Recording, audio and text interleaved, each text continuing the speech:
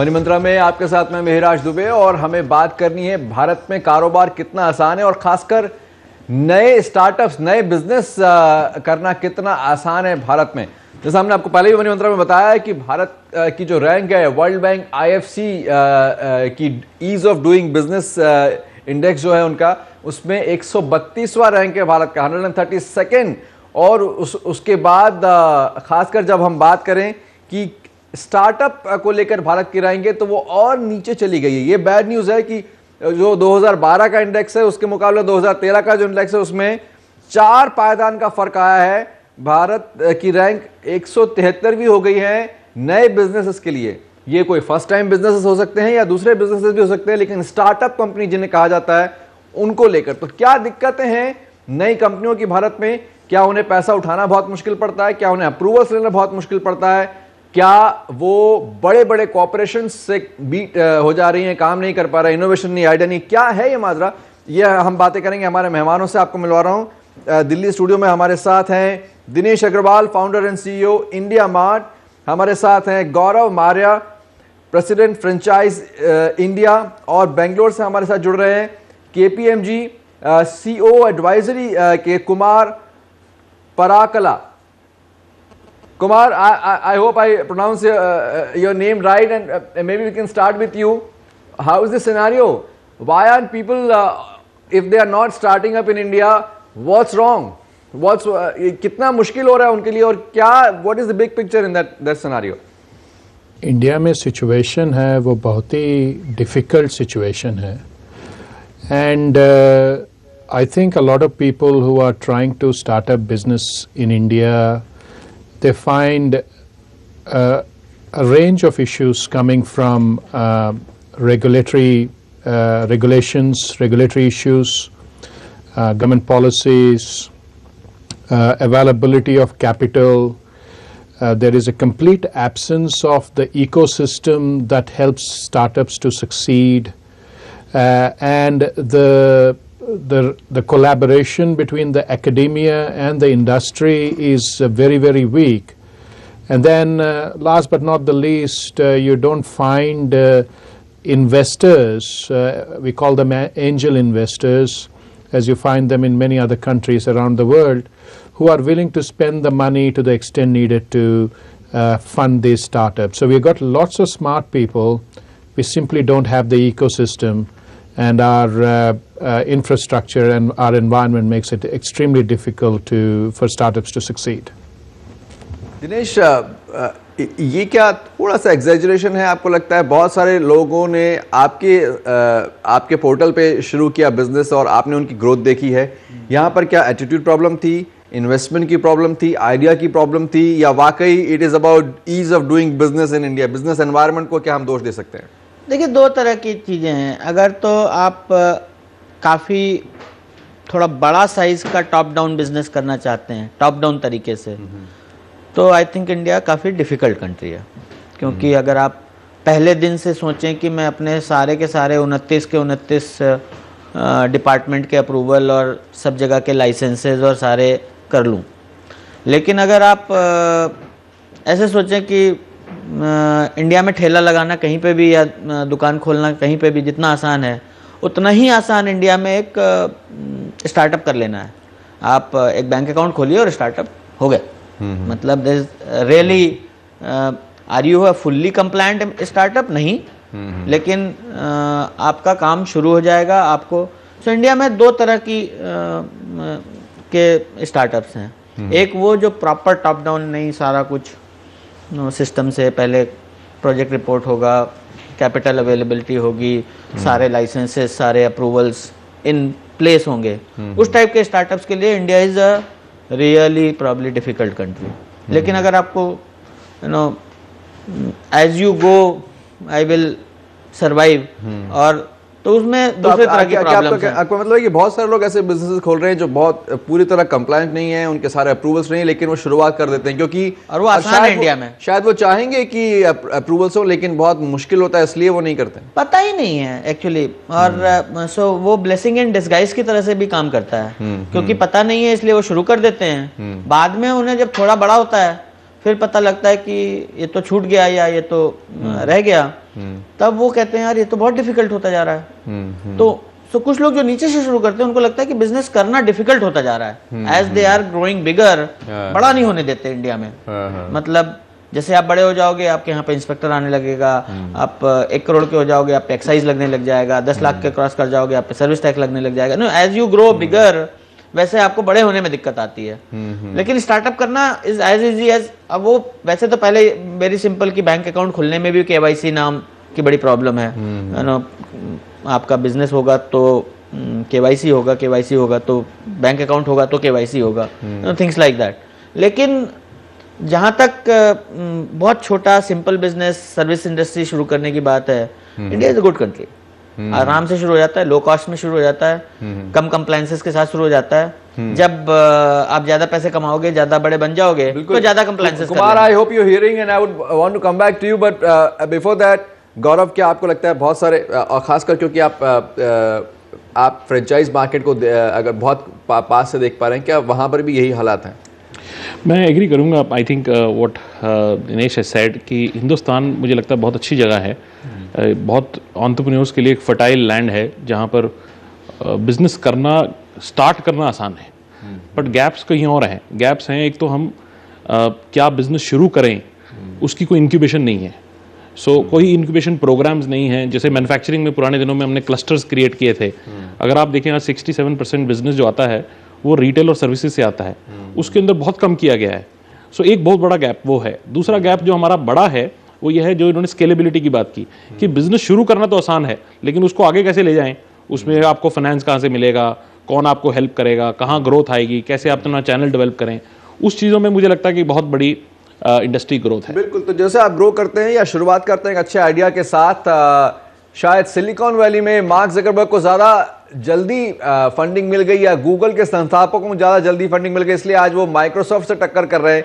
क्या हमारे देश में लोगों को ऐसे कैपिटल मिल सकता है, वेंचर कैपिटल या उसका जो भी नाम आप रखें, वो चर्चा करेंगे। लेकिन यहाँ पर इस वक्त मैं आपको पहले जो हालात हैं, और अगर दिनेश को लगता है कि हालात ठीक भी हैं, तो भी ऐसा है कि दूसरे देशों के साथ और अच्छे हालात हैं, और शायद इस एंटरप्रेन्योरियल स्पिरिट के साथ, या बहुत सारी कम्युनिटी जो है एंटरप्रेन्योरियल स्पिरिट लेके चलती हैं, उसके साथ शायद आप ज़्यादा बड़ा मिराकल कर सकते थे इंडिया में। मैक्सिको इसी इंडेक्स में 36वें रैंक पर है। मैक्सिको कोई हमसे ज़्यादा रईस देश नहीं है अपॉर्चुनिटीज़, बल्कि वहाँ भी बहुत सारी दिक्कतें आ रही हैं। पूरे जो साउथ एशिया का रीजनल एवरेज है वो 86वें नंबर पर है। यानी अगर आप आसपास के छोटे देशों को मिलाएं, खासकर जहाँ श्रीलंका या मालदीव्स में जहाँ बिजनेस ग्रो कर रहा है, या नेपाल में कुछ हद तक, वहाँ ज़्यादा तेज़ी से स्टार्टअप करना आसान है। जापान में 114 रैंक है, और शायद जापान के लिए बुरी खबर है, लेकिन हम फिर भी उनसे नीचे हैं। ब्राज़ील 121वें नंबर पर, चीन 151 पे नंबर पर, और चीन एक लार्जली कम्युनिस्ट रजीम है। इंडोनेशिया में 166वें नंबर पर, और उसके बाद इंडिया का नंबर इन देशों के मुकाबले 173वें नंबर पर। क्या मुश्किल है? When you talk about big picture being sad, Kumar, what are the elements of it? I think India has got a lot of very smart people. जो हमारे यूनिवर्सिटी के ग्रेजुएट हैं, वो they are one of the best in the world. So there is a lot of talent, and I think we need to be able to capitalize and leverage this talent to become more entrepreneurial. Now startups, it is very easy to start a startup. You know, anybody can go into a garage and start up a company. But I don't think that is the objective of why we should have startups. The startups are required because they are going to create future employment, they're going to create wealth, they're going to add to the economic prosperity of the country. So we need to think about the outcomes that we expect startups to achieve.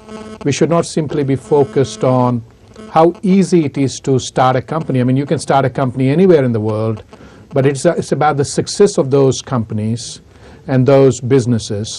And I think that is where we need to focus on and create that ecosystem that is very much needed. And it's needed for India very much, desperately.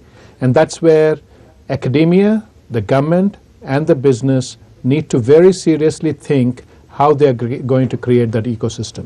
तो grow करने में मुश्किल है, startup करना अगर आसान भी है, तो आप इससे सहमत हैं दिनेश? हाँ, तो मैं बिल्कुल पूरी तरह से सहमत हूँ कि ये जो इस टाइप की स्टार्टअप है इंडिया में, इससे कोई बहुत हेल्प नहीं मिलती है। होता क्या है बल्कि कि लोग कम कंप्लायंस के साथ शुरू कर देते हैं और फिर आगे जा कर के उनको बहुत तकलीफ़ें उठानी पड़ती हैं, पावर कनेक्शन लेने में, लैंड अप्लाई करने में, मतलब जगह जगह पे अलग अलग कंप्लायंसेस एज दे गो। तो अगर कोई स्टार्टअप की गाइड भी नहीं है, अगर आप गवर्नमेंट ऑफ इंडिया में कहीं जाके देखें कि आपको एक बिजनेस स्टार्ट करना है, तो कहाँ एक जगह पे, मतलब आप किसी से पूछेंगे कि भाई कितनी जगह पे लाइसेंस लेना है, तो कोई कहेगा 16 जगह, कोई कहेगा 32 जगह, कोई कहेगा 25 जगह। मतलब किसी को भी सही से, चाहे आप किसी भी मिनिस्टर से पूछ लें और चाहे आप किसी भी सेक्रेटरी से पूछ लें और चाहे आप किसी भी एंटरप्रेन्योर से पूछ लें, हर एक के अपने अपने अलग अलग नंबर्स हैं। आप केपीएमजी से पूछें वो अलग लिस्ट ऑफ कंप्लायंसेस बता देंगे और आप ईएनवाई से पूछें वो अलग लिस्ट ऑफ कंप्लायंसेस बता देंगे। और वो और ये अलग लिस्ट और बड़ी एक बड़ी चुनौती, बड़ा चैलेंज है लोगों के लिए। और तो क्या पैसा उठाना, एक बात जो हमने बात की कि पैसा उठाना क्या, रेजिंग कैपिटल जिसे कहते हैं, वो ज़्यादा मुश्किल है। इस बारे में चर्चा करेंगे मनी मंत्रा में, थोड़ी देर में बन रही है। मनी मंत्रा में हम बात कर रहे हैं भारत में कारोबार करना कितना आसान है, और खासकर स्टार्टअप्स के लिए, नए बिजनेसेस के लिए, नई दुकानों के लिए क्या ये आसान है और क्या उनकी दिक्कतें हैं। और हम गौरव से अब जानना चाहेंगे कि कितनी मुश्किल आ रही है पैसा उठाने में। अगर आपके पास एक अच्छा आइडिया है जो फेसबुक बन सकता है, अगर आपके पास कोई अच्छा आइडिया है जो गूगल बन सकता है, क्या उस आइडिया को पहचान कर कोई आपको कोई 2 करोड़, 4 करोड़, 20,000, 40,000 देने वाला है या नहीं, और उसके लिए क्या दिक्कतें हैं गौरव? हाँ, ये बहुत बड़ी दिक्कत है कि हर बिजनेस को पैसे की ज़रूरत है, और हिंदुस्तान के अंदर बिजनेस पैसे को चेज़ कर रहा है, पैसा बिजनेस को चेज़ नहीं कर रहा है। तो ये बहुत बड़ा डिफरेंस है। अगर आप यूएस के अंदर देखें, जो सिलिकॉन वैली के सब एग्जांपल देते हैं, वहाँ बहुत सारा पैसा बिजनेसेस को चेज़ कर रहा है, आइडियाज़ को चेज़ कर रहा है। यहाँ पर बहुत सारे आइडियाज़ और बिजनेसेस पैसे को ढूंढ रहे हैं। तो एक तो ये बहुत बड़ा चेंज करना पड़ेगा। Institutions, bankers, financial bodies, private equity firms, VCs, जो बहुत ज़्यादा एक अलग पोजीशन पे हैं आज की डेट में, उनको समझना पड़ेगा कि अगर उनको बड़े बिजनेसेस बिल्ड करने हैं, अगर हमें फेसबुक बिल्ड करना है, गूगल बिल्ड करना है, तो हमें उनको चेज़ करना पड़ेगा, हमें जाना पड़ेगा मार्केट में, हंट करने पड़ेंगे आइडियाज़। ऐसा आज की डेट में नहीं हो रहा है, और उसके लिए एक बहुत सीरियस पॉलिसी डिसीजन करना पड़ेगा। एमएसएमई मिनिस्ट्री पुश करती है हर बैंकिंग को कि वो कुछ ईयर मार्क करें, इतना पैसा वहाँ लगाना है, लेकिन अगर आप जाएँ तो आप देखेंगे कि वो पैसा उस एनवायरनमेंट में नहीं लगाया गया है। वो मतलब क्लेम है कि एसएमई में इन्वेस्ट हुआ है, लेकिन वो कलेक्ट्रल बेस्ड इन्वेस्टमेंट्स हैं, जो रियल स्टार्टअप को पैसे की जरूरत है वो वहाँ पहुँचता नहीं। सिर्फ एक सिडबी है जिसने अभी रिस्क कैपिटल एलोकेट की है, जहाँ पर कुछ ना कुछ मुझे लगता है होप है, बट वो भी बहुत स्लो एक्सरसाइज है। We are working with SIDBI to push that initiative a little more. But जो वीसी वाला सिचुएशन है, जिसे हम कहते हैं कि कोई बहुत सारे एरिया, वो बहुत कम है, और वो है भी तो बहुत टेक्नोलॉजी बेस्ड है। और बहुत सारा सेक्टर जो है हमारे इंडिया में वो कंज्यूमर गुड्स और सर्विसेज का है, क्योंकि वहीं सबसे बड़ी मार्केट है, क्योंकि India is the biggest consumer market. तो सारे आइडियाज़ जो हम क्रिएट करते हैं वो टेक्नोलॉजी रिवोल्यूशनरी प्रोडक्ट नहीं क्रिएट करते, हम कोई नया आइडिया नहीं करते, नया टेक्नोलॉजी नहीं क्रिएट करते, हम सिर्फ टेक्नोलॉजी इंटरफेस क्रिएट करते हैं जो कंज्यूमर को सर्विस कर सके। तो सब स्नैपडील्स या मेक माई ट्रिप, ये सब वो आइडियाज़ हैं जो एक कंजम्पशन को एड्रेस कर रहे हैं। तो उसके लिए तो क्या कोई किस तरह की हर्ड मेंटालिटी, कोई भीड़ है कि कोई सेक्टर अच्छा चल रहा है तो सब, और उसमें गलत क्या है? नहीं, तो गलत कुछ नहीं है, लेकिन उस पूरे प्रोसेस में होगा क्या कि इंडिया में जो एक कोई भी बिजनेस का, जब आप डूइंग बिजनेस इन इंडिया सोचते हैं तो 4 तरह के बिजनेसेस अगर आप ध्यान में दें, एक मैन्युफैक्चरिंग सेटअप करना, एक रिटेल ट्रेडिंग का काम करना, एक होलसेल ट्रेडिंग का काम करना, और एक सर्विस प्रोविजन का। मैन्युफैक्चरिंग एंड सर्विसेज 2 बिल्कुल वेरी डिफरेंट तरह के बिजनेस हैं। और जो एक लार्ज अमाउंट ऑफ बिजनेस होता है वो होलसेल ट्रेडिंग और रिटेल ट्रेडिंग का बिजनेस होता है। आजकल सर्विसेज का काफ़ी होने लग गया है। इन बिजनेसेस में एक्चुअली कैपिटल की बड़ी अवेलेबिलिटी की बहुत दिक्कत है। आप बैंक के पास जाएं, और ख़ास करके इंडिया सेंट्रिक बिजनेस में जहाँ पे कि सर्विसेज का कंपोनेंट ज़्यादा होते जा रहा है, ज़्यादा पे ज़्यादा होते जा रहा है, वहाँ पे जो हमारा ट्रेडिशनल डेट ओरिएंटेड फंडिंग का सिस्टम है, वहाँ बिल्कुल भी कोई अभी तक आसानी नहीं हो पाई है। आपका बिजनेस चल जाए, फिर उसके बाद शायद आसान है, क्योंकि बिना कोलेटरल के है। ऐसा नहीं है कि स्कीम नहीं बनी है, CGT MSE है, SIDBI वाले भी कुछ कर रहे हैं, लेकिन वो इतने बड़े कंट्री में एक बहुत छोटे उस पर माना जाएगा कि उसका इम्पैक्ट इतने बड़े कंट्री में कुछ बहुत ज़्यादा हो नहीं पा रहा है। ऐसी वेंचर कैपिटल देख लें, मतलब एक इंडिया मार्ट, एक फ्रेंचाइज इंडिया, या ऐसी वाली 100, 200, 500 से इंडिया का पेट नहीं भरता है। मतलब आप देखें तो फंडिंग का एक मीडियम साइज स्केल बिजनेसेस जो क्रिएट करना चाहते हैं, वहाँ बहुत प्रॉब्लम है। कुमार, क्या हो रहा है दुनिया भर में? फंड रेजिंग कैसे होती है एक स्टार्टअप के लिए? और अगर आप स्टार्टअप हैं, 2 साल 3 साल हुए हैं आपको, क्या आप प्राइमरी मार्केट से पैसा उठा सकते हैं, स्टॉक मार्केट से उठा सकते हैं पैसा? उसके लिए क्या हमने इंफ्रास्ट्रक्चर दिया, प्लेटफॉर्म्स तैयार किए हैं? How is the scenario looking there? So जो फंड रेजिंग है वो 2-3 तरीके से होता है। जो स्टार्टअप्स हैं, अगर आप उनको फंड करना चाहते हैं तो वो 2-3 तरीके से किया जाता है। So what I want to do is I want to explain to you one of the most common ways in which startups are funded. For example, if good quality research is being done in universities, which again there's a fair bit of debate right now that we need to improve quality of education, quality of research in India. So good ideas come from universities because that's where some of the most brilliant and smart people are. Those ideas are then picked up and they are funded by industry, and gradually they are commercialized.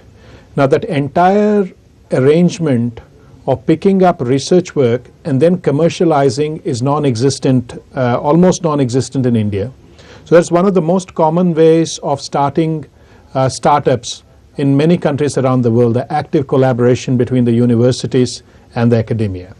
The second way of funding is angel investors, and that is currently happening in India to a certain degree, not to the extent needed, but you will have an angel investor who may say, look, I've got $50 million or 50 million rupees or whatever it is, and I'm happy to invest in X number of startups. And so that is happening now. I know many of my clients have got a certain amount of fund, and they have been saying to me, can you find startups where we can put this money and be a part of that startup. So there are multinational companies currently now establishing themselves in India, large global multinationals who are again willing to fund startups.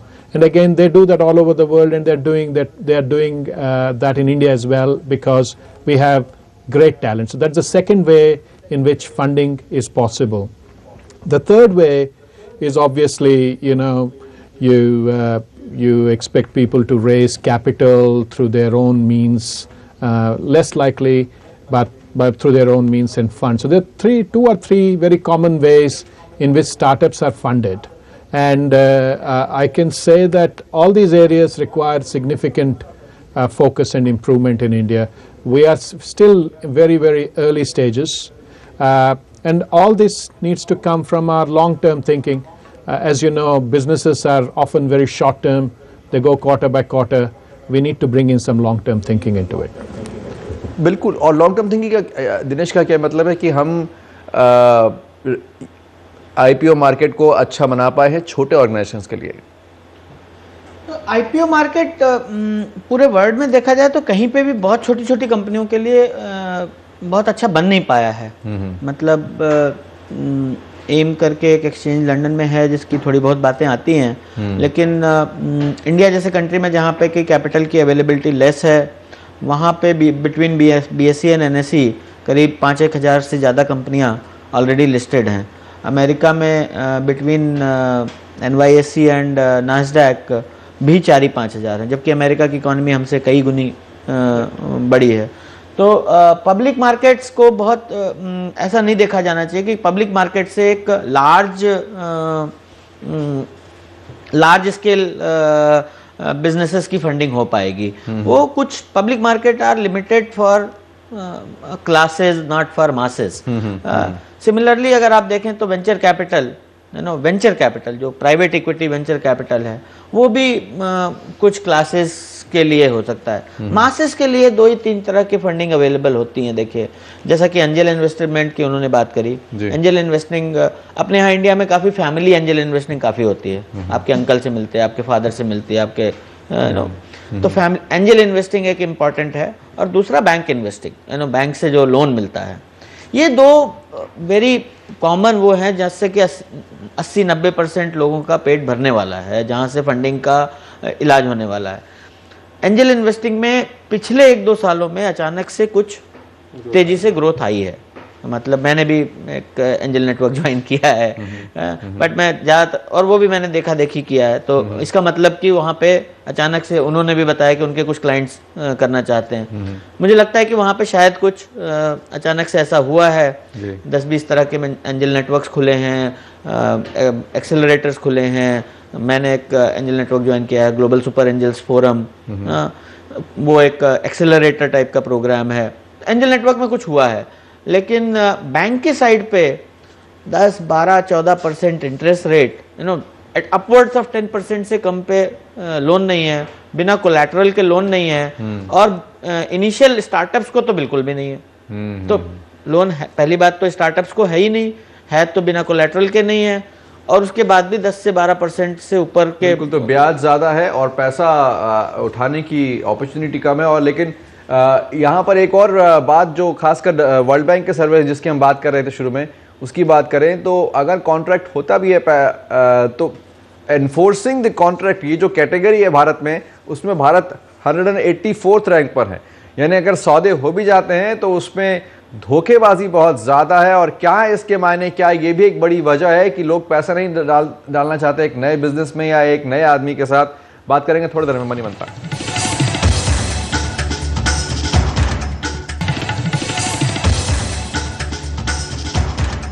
Money मंत्रा में हम बात कर रहे हैं ease of doing business in India. Bharat में क्या कारोबार करना आसान है, और सबसे बड़ी बात अभी जो हम बात कर रहे हैं वो ये कि स्टार्टअप क्या आसान है, नया बिजनेस शुरू करना क्या आसान है नहीं। और कुछ पैरामीटर्स जो IFC वर्ल्ड बैंक सर्वे में स्टडी में सामने आए हैं, उसमें भारत की रैंकिंग वो कुछ इस तरह की है कि स्टार्टिंग बिजनेस में रैंक भारत की है 173वीं, डीलिंग विद कंस्ट्रक्शन परमिट्स, और खासकर ये बहुत सारे नए स्टार्टअप्स को झेलना पड़ता है, 182वीं रैंक है। रजिस्टरिंग अ प्रॉपर्टी 94वीं रैंक है, 94th। गेटिंग क्रेडिट, हमने थोड़ी देर पहले बात की, कैसे पैसा उठाना मुश्किल है इसमें, फिर भी काफ़ी बेहतर है बाकी देशों से, 23rd रैंकिंग है। प्रोटेक्टिंग इन्वेस्टर्स, अगर किसी ने पैसा लगाया आपके बिजनेस में तो क्या उसके राइट्स और उसका पैसा प्रोटेक्टेड है, 49th रैंक है, relatively better. Paying taxes 152nd rank. Trading across borders 127वीं रैंक है इसमें। एनफोर्सिंग कॉन्ट्रैक्ट्स 184वीं रैंक। और यहीं पर आकर मैं रुकना चाहूँगा, क्या बहुत मुश्किल है गौरव कॉन्ट्रैक्ट करना किसी स्टार्टअप से और उम्मीद करना कि धोखा नहीं होगा? मुझे लगता है कि इसमें ओवरऑल एज ए कंट्री हमारे पास ये मिथ बन गया है कि इंडिया में कॉन्ट्रैक्ट्स में बहुत सारे चैलेंजेस होते हैं, या कंप्लायंसेस नहीं होती हैं, कॉर्पोरेट गवर्नेंस नहीं होती है, या कल की डेट में we are a very large dispute country. मुझे लगता है कि जैसे दिनेश ने मेंशन किया, पहली बात तो बहुत कम किया गया है, so there are not many examples on either sides. But ये ज़रूर है कि because environment is not giving clarity, सारा इकोसिस्टम इतना क्लियर नहीं है, तो उसमें chances of deviation are higher. So it would encourage some piece of disputes here and there. But मेरा अपना एग्जांपल अगर आप देखें कि बहुत सारी इन्वेस्टमेंट्स को मैंने फॉलो किया है जो पिछले एटलीस्ट 10 सालों में हुई हैं, तो ऐसा बहुत देखा नहीं गया कि हम we are fairly compliant entire thing. ये जरूर चैलेंज है कि हमारे जो स्टार्टअप्स हैं वो इतने क्योंकि वो उनका इकोसिस्टम इतना डिफाइंड नहीं है, तो बहुत वेरी डेवलप्ड बिजनेस प्लान्स नहीं बनाते हैं। सो वो आइडिया लेके they get into business, so they are not fully developed और फुली इंक्यूबेटेड, सो वहाँ पर कहीं ना कहीं गैप रहता है। इसमें एक ये भी कहना चाहूँगा कि एनफोर्सिंग कॉन्ट्रैक्ट में इंडिया सबसे नीचे हो सकता है, बट इंडिया में कॉन्ट्रैक्ट एनफोर्स करने की ज़रूरत कितनी बार पड़ती है, उसमें इंडिया काफ़ी अच्छा रैंक करेगा। मुझे लगता है कि इंडिया में एक्चुअली में जालसाजी करने की लोगों की जो नीयत है वो काफ़ी कम है। तो ये आप अपने फर्स्ट एनफोर्सिंग एक्सपीरियंस से कह रहे हैं कि कंट्रैक्ट आप ये बता सकते हैं कि आप जुडिशियली में अगर जाएंगे तो एनफोर्स करवाने में बहुत दिक्कत Correct. आएगी, बट That's एक्चुअली right. में कोई जरूरी नहीं, इसका ये मतलब नहीं निकाला जा सकता कि इंडियन एंटरप्रेन्योर्स या Indian startups by and large धोखा करते हैं। Correct. अगर धोखा हो गया तो बहुत मुश्किल है, बट उसके बावजूद धोखा होता नहीं है। बहुत इंपॉर्टेंट पॉइंट आपने कहा। कुमार, आपने सुना कि कैसे दिनेश कह रहे हैं कि litigation can be a big problem, लेकिन लिटिगेशन की जरूरत होती नहीं है। Businesses are fairly transparent, dealing with people is pretty transparent. What do you have to से?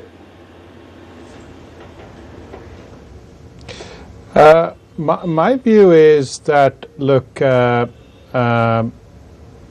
startups require a framework to succeed, and funding is one aspect of that. So it is also important to take those funds and then put them to good use. I agree with the comments that the intent to misuse the funds at the startup levels could be limited, could be minimal in India. You know, let's assume that most of the people who are seeking funding with brilliant ideas, most of them are honest people, and they want to make their startup successful so that they can make more money in the future. So if we take that as an assumption, what we really need is a framework to make these startups successful, and some people can use the word governance. So a bank may give them the money, but it should not simply give the money and wash its hands off and expect some miracles to happen in 2 years down the line or whatever, and then they realize the money has not been used to the right reasons or whatever, and it has been wasted. So to avoid these kind of situations, I think a framework needs to be created, and this again happens in most of the countries where startups have been successful, where a financial institution or a funding body is not only responsible to fund, but is also responsible to ensure that all reasonable steps are taken to get a return on their investment, and that their investment is becoming successful. I call that governance. Again, that is as important as giving money. And what I can see is those angel investors who are funding these startups in India, because their own money is involved, they are making sure that that governance is available. They're putting in necessary controls and checks and whatever, but that's happening on a limited basis. So my view is governance is as important as availability of funds in a country like India, not necessarily because people want to defraud their funders, the people who are funding them, but very importantly, they may not know what to do. They may need ongoing guidance, and the governance framework may allow them to access that expertise. Exactly. बहुत सारे अगर विदेशी investors हैं या वो capital holders who want to start now investing in new businesses, they need a lot of transparency. They need a lot of clarity on many issues, and that's where one issue is about exiting a business. If I want to start investing in a small business, do I have a good choice and good option to exit at a time I want it? कैसा वहाँ पर क्या scene है? मुझे लगता है वो भी इकोसिस्टम का थोड़ा डिफ़ॉल्ट है कुछ, क्योंकि ऐसे ऑप्शंस इतना बड़ा इकोसिस्टम नहीं डेवलप हो पाया है कि हम देखें कि ये ऑप्शन, बिकॉज जितनी भी एक्विटी फर्म्स होती हैं वो अपनी एक्विटी मल्टीपल को देखती हैं। सो अगर मैं एक्स पे एंटर किया हूँ तो मैं 2x पे या whatever number it is, I would like to look at an exit, and that's how their performance is monitored. But अभी इतना इकोसिस्टम नहीं बना है कि we have this different levels of firms which are looking to invest at different stages. So जिस दिन वो develop होने लग जाएगा और वो डेवलप होगा with lot of investments available in the basket. At this stage, the very few investments we have found which are one found the right kind of investor. So वो नहीं हो पाया है। तो जब तक वो हम holistically एक ecosystem ना डेवलप करें, क्या इसके लिए बहुत बड़ी तैयारी चाहिए? एग्जिट ऑप्शन इजी होना चाहिए? बिल्कुल। आई मीन एग्जिट ऑप्शन एक बहुत इम्पॉर्टेंट एस्पेक्ट है फंडिंग होने का, खास करके इक्विटी फंडिंग होने का। अभी आप कोई बिजनेसेस को बेचना चाहें या कुछ करना चाहें तो इंडिया में कम खरीदार अवेलेबल हैं। बिजनेसेस की खरीद फरोख्त एक कॉमन आइटम नहीं है। एंटरप्रेन्योर्स भी थोड़ा उसको सेंटिमेंटली व्यू करते हैं एग्जिट्स को। तो एग्जिट्स का जो पूरा माहौल है बिजनेसेस को बेचने का, खरीदने का, मर्जर्स एंड एक्विजिशंस का, ये इंडिया में काफ़ी कम है। अभी आई थिंक उसमें टाटा, बिरला, अंबानी और ऐसे बड़े उद्योगों को, बड़े समूहों को सामने आना पड़ेगा, या जब उनकी ग्रोथ रेट्स स्टार्टअप की ग्रोथ रेट से कम हो जाएंगी तब शायद ऐसा होगा। तो अमेरिका वगैरह में ऐसा हुआ जब बड़े ऑर्गेनाइजेशंस को इनोवेशन के लिए स्टार्टअप्स के आइडियाज़ और उनकी कंपनियों की और उनके टैलेंट की ज़रूरत पड़ने लग गई, एंड तब वो जाकर के M&A का जो मार्केट है, और M&A का मार्केट नहीं होने से इक्विटी फंडिंग का मार्केट काफ़ी वीक हो जाता है। लेकिन हालांकि इसका डेट फंडिंग के ऊपर कोई फर्क नहीं पड़ना चाहिए, लोन के ऊपर कोई फर्क नहीं पड़ना चाहिए, लेकिन स्टार्टअप को बिजनेस करने के लिए अगर इक्विटी फंडिंग की जरूरत है, फंडिंग जिसको बोलते हैं हम लोग, वेंचर कैपिटल फंडिंग या इक्विटी फंडिंग, वहाँ पे इसका बहुत बड़ा रोल है M&A का। ये बिल्कुल बहुत बड़ी पॉइंट उन्होंने रेज किया है। जो मिड मार्केट M&A है वो इंडिया में नॉन एग्जिस्टेंट है। So you mean mid-market mergers and acquisition बिल्कुल अवेलेबल नहीं है। तो वो उसके लिए अभी एक एसोसिएशन फॉर्म हुई है, इंडियन बिजनेस ब्रोकर्स एसोसिएशन। तो अगर आप ग्लोबली देखें तो अगर आप अमेरिका में देखें तो हर एक काउंटी के अंदर आपको 20 बिजनेस ब्रोकर मिलेंगे। जैसे यहाँ पर स्टॉक ब्रोकर्स होते हैं, वहाँ बिजनेस ब्रोकर्स होते हैं। यानी अगर कोई छोटा बिजनेस भी है वो खरीद सके दूसरे बिजनेस को, या मर्ज हो सके दोनों। करेक्ट। सो अभी ये फाउंडेशन होने लगी है, लेकिन इसके ऊपर बहुत सारे लोगों को जुड़ना पड़ेगा और आपको लोगों को ऐसे बिजनेस ब्रोकर्स क्रिएट होंगे जिनके पास वैल्यूएशन टूल्स होंगे कि वो अलग अलग बिजनेसेस को वैल्यू कर पाएं, और तब उनके जब एसेट्स की वैल्यू सेट होगी then they will be able to attract buyers.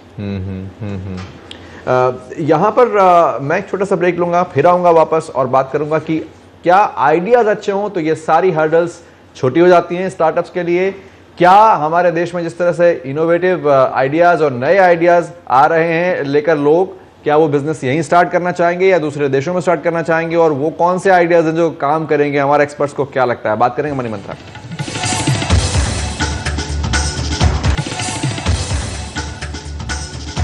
Money मंत्रा में हम बात कर रहे हैं भारत में कारोबार करना कितना आसान है, और इस तरह की हमने और भी चर्चाएं की मनी मंत्रा में, लेकिन आज हम बात कर रहे हैं स्टार्टअप्स के लिए, नए कारोबारियों के लिए या नई कंपनी के लिए, नए बिजनेस के लिए कितना आसान है। और हमने तमाम इंडेक्सेस देखे, खासकर IFC वर्ल्ड बैंक की इंडेक्स में भारत का नंबर स्टार्टअप को लेकर 173वां है, यानी मैक्सिको से भी ज़्यादा कठिन है भारत में, या चीन से ज़्यादा कठिन है भारत में बिजनेस शुरू करना।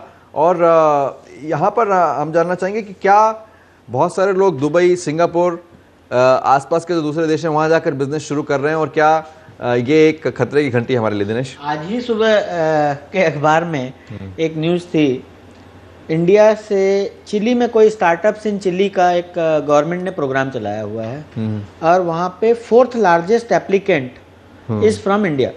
4th largest number of applicants are from India. ये 2010, 11, 12 3 सालों का डेटा है।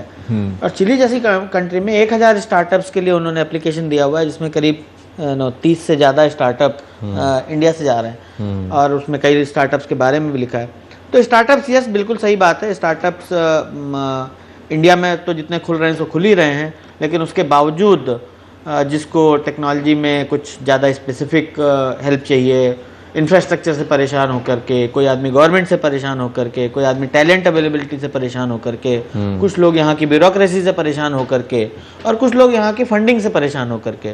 तो ये तीनों, चारों, पांचों चीज़ें जो स्टार्टअप के लिए एक इंक्यूबेशन का काम करती हैं, फंडिंग, टैलेंट, ब्यूरोक्रेसी, ये सारी चीज़ें, इनसे घबरा के अलग अलग कंट्रियों में जाते हैं, चाहे वो सिंगापुर हो, दुबई हो, US हो, UK हो, ऑस्ट्रेलिया हो। आई मीन अगर आप देखें तो न्यूजीलैंड में अपने यहाँ से, इंडिया से बहुत स्टार्टअप्स जाते हैं, Chile, New Zealand. Kumar, you want to add something to that? Singapore, Chile and Dubai and New Zealand, we are losing out to them. Yes. Having lived in Australia for almost 22 years and been to Chile and Singapore and all these countries on a very regular basis, see, one of the things that you see there is that it is very easy to start up companies and protect your assets. Because when you start something up, you're putting in an enormous amount of time and energy and effort, and you're creating sometimes intellectual properties that you need to protect, and those intellectual properties are the ones which are valued by future purchasers. That becomes your asset, and if you have an asset, there's somebody else who would buy that asset and build upon that asset. In India, creating that asset and then protecting that asset is extremely difficult. So that's the reason why people are going into those territories where the legal framework is very clear, very transparent, and they are saying, okay, we will start something up here, our asset will be protected, and if we want to exit after 5 years, after creating something, we will get a reasonable return on it. So I think people going to these countries is not only related to the ease of doing business in these countries, but it is also related to very much their ability to protect the asset that they are creating. Extremely important. Not sure that the protection of asset is that great in our country. बिल्कुल लेकिन इस सब से ऊपर क्या ideas can make all the difference? Can idea a good idea can kill all the hurdles before a startup? ये कैसे हो सकता है या ऐसा हो सकता है गौरव, आपको लगता है? मुझे लगता है आइडिया बहुत इंपॉर्टेंट है, लेकिन वेल डेवलप्ड आइडिया सिर्फ और सिर्फ एक आइडिया से आप कुछ नहीं कर सकते। अगर उसके ऊपर आपने उसको पैकेज राइट नहीं किया है और वो उसको राइट इंक्यूबेट नहीं किया है तो वो किसी काम का नहीं है। बिकॉज बहुत इस आज की करंट इकोनॉमी में और with media being so powerful and awareness of average person is very high, so almost everybody has very parallel ideas. Who has the right speed to execute the idea, who has the right design of that idea would lead the market. और उसमें मुझे लगता है कि जो आप बात कर रहे हैं कि जो लोग इंटरनेशनल जाके कर रहे हैं, जैसे अभी एक और स्टैटिस्टिक्स मैं आपको दे सकता हूँ, इस साल अमेरिका में जो स्टार्टअप्स हुए हैं उसमें से 23% इंडियन ओरिजिन के हैं। अमेरिका में जो स्टार्टअप है उसमें 23% इंडियन ओरिजिन है। सो इसका मतलब इंडियन एंटरप्रेन्योर्स वो इसलिए हुआ क्योंकि वहाँ पे जो यूनिवर्सिटीज़ में हमारे इंडियन स्टूडेंट्स पढ़ते हैं या जो वहाँ रह रहे हैं वो they are very hard working, तो उनके they are very ambitious, they find America is a far more better place to develop that idea and to take it next level. यहाँ पे बल्कि मैं उल्टा भी कहना चाहूँगा कि अच्छे से अच्छा आइडिया भी हो और अगर उसको एक ब्यूरोक्रेसी में एक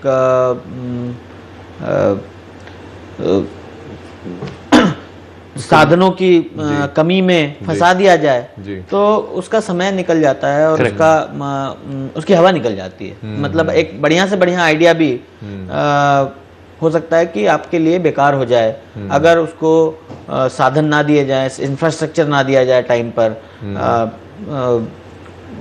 फंडिंग ना मिले टाइम पर, टैलेंट ना मिले टाइम पर। और यहाँ पे इंफ्रास्ट्रक्चर की बात शायद अपने लोगों ने बिल्कुल भी नहीं करी। मतलब स्टार्टअप के लिए इंफ्रास्ट्रक्चर बहुत बड़ी प्रॉब्लम है। मतलब जब तो अगर टाटा जैसे लोगों के लिए इंफ्रास्ट्रक्चर की इतनी प्रॉब्लम है तो स्टार्टअप के लिए कितनी होगी आप सोच भी नहीं सकते। मतलब और शायद दिनेश आपका फेवरेट एग्जांपल है कि अगर रतन टाटा को नैनो की फैक्ट्री लगाने में इतनी दिक्कत आ सकती है तो फिर एक स्टार्टअप, लेकिन कहाँ जाकर दिक्कत आती है? ज़मीन लेने में, इलेक्ट्रिसिटी कनेक्शन लेने में, डिन या पिन रजिस्टर कराने में, कहाँ सबसे ज्यादा दिक्कत है? आप पूरी लिस्ट लिखें और उसके नीचे एक और ऑप्शन दें, ऑल ऑफ अबव। मतलब वहाँ पे काफी दिक्कतें हैं, एक्चुअली में काफी दिक्कतें हैं। जितना आसान है इंडिया में एक खड़े हो जाना और बिजनेस शुरू कर देना, एक आइडिया है, वाकई आसान है। मतलब इंडिया में आपको कोई पहले दिन से नहीं परेशान करने वाला है। So India is very considerate, Indian bureaucracy is very considerate in that manner to let you start very good. But अगर आप उस लिस्ट को देखें तो जगह मिलने में बेसिक फंडिंग मिलने में और पावर कनेक्शन मिलने में, ये तीनों, पावर कनेक्शन मींस पावर मिलने में, ये तीनों में बहुत प्रॉब्लम है। ये तीनों टैलेंट आदमी फिर भी कह सकता है कि चलो मैं जुटाऊंगा, मैं अपने फ्रेंड से करूंगा, मैं अपने जान पहचान से कर लूंगा। टैलेंट की अवेलेबिलिटी को लेकर के, टैलेंट की क्वालिटी को लेकर के बड़ी कंपनियां काफ़ी चिंतित भी हैं और होना भी चाहिए, सही बात है। लेकिन वो बाद की बात है। लेकिन पहले फंडिंग नहीं है, फंडिंग आ भी गई तो अब जगह कहाँ से मिलेगी और पावर कहाँ से मिलेगी, पावर की अवेलेबिलिटी, पावर अरेंज करो, फिर जनरेटर अरेंज करो, फिर इन्वर्टर अरेंज करो, फिर जनरेटर का बैकअप अरेंज करो। ये चार तरह की पावर अरेंज करने का काम सिर्फ इंडिया में ही स्टार्टअप को करना होता है, और मैंने चूंकि किया है इसलिए मैं बता रहा हूँ। और मुझे लगता है कि हर स्टार्टअप को इसके थ्रू जाना ही जाना पड़ता है। एक मतलब पावर के 3 बैकअप बनाने पड़ते हैं। वो infrastructure is a bigger play here startup के पूरी परेशानियों में। और अगर इंफ्रास्ट्रक्चर से लोग छूटेंगे तो शायद फंडिंग करने वालों को भी उनका हाथ भी खुलेगा। ऐसा नहीं है कि फंड्स अवेलेबल नहीं है। आप बैंक के पास जाएं तो बैंक के पास क्रेडिट के लिए आप 50 करोड़ के लोन की बात करें, बैंक मैनेजर सुनने को तैयार है। लेकिन आप 50 लाख की बात करें तो मुश्किल है वो, because the time that he has to do. बिल्कुल Kumar, I hope you heard this example when Dinesh is saying 50 crore की फंडिंग आसान है for a bigger business person, लेकिन 50 लाख का लोन मिलना मुश्किल है। and a lot of it has to do with infrastructural hassles. Yes, I agree with Dinesh. There are 2 points. One point he has made is about infrastructure, and if someone is planning to start a startup, everything is said. I completely agree with that. To overcome that problem, states like Kerala are coming up with special economic zones where all the infrastructure problems are taken away. People who want to start up are invited there to incubate. Angel investors are coming in, putting in money. So some of this, the so-called ecosystem is being created. But I completely agree with Dinesh. Infrastructure is the first step to create that ecosystem. So as far as banks are concerned, I think our banks are still very, very conservative, and I totally agree. 50 lakhs of loan will be probably impossible, but some big companies will very easily get 50 crores or 100 crores or 200, 300 crores. And the reason is that the banks still have this perception that large companies are less risky than small companies, startups that are very risky, which I don't agree with. So I think this whole funding model of our publicly owned banks, because we have lots of publicly owned banks, need to be very seriously looked at. The risk appetite needs to be really seriously examined. And as we have seen in many cases, a number of defaulters of large loans in the banks are large companies. So if a small percentage of that money that is given away, that is being defaulted, is invested into startups, I think it will be a great national service. It will add to wealth, and I think it's a great way to support our startups going forward. बहुत बढ़िया बात कही कुमार ने, और उसको मैं फिर दोहरा रहा हूँ कि जितने बड़े बिजनेसेस अगर डिफॉल्ट कर रहे हैं, उससे समझ में आता है कि अगर वो थोड़ा पैसा बचाकर भी अगर बहुत सारे स्टार्टअप्स को, छोटी छोटी कंपनियों को दे दिया जाए लोन के तौर पर, क्रेडिट के तौर पर, तो शायद बिजनेस, इंडियन बिजनेस का ज़्यादा भला हो पाएगा। कम से कम एक हर्डल पूरी हो पाएगी, और बाकी हर्डल्स अभी बची हैं, चाहे इंफ्रास्ट्रक्चर की बात हो, चाहे कॉन्ट्रैक्ट इन्फोर्सिंग की बात हो, और ये वर्ल्ड बैंक रैंकिंग की बात हो। आप सबका बहुत बहुत शुक्रिया, आपने मनी मंत्रा के लिए वक्त निकाला आज मनी मंत्रा में।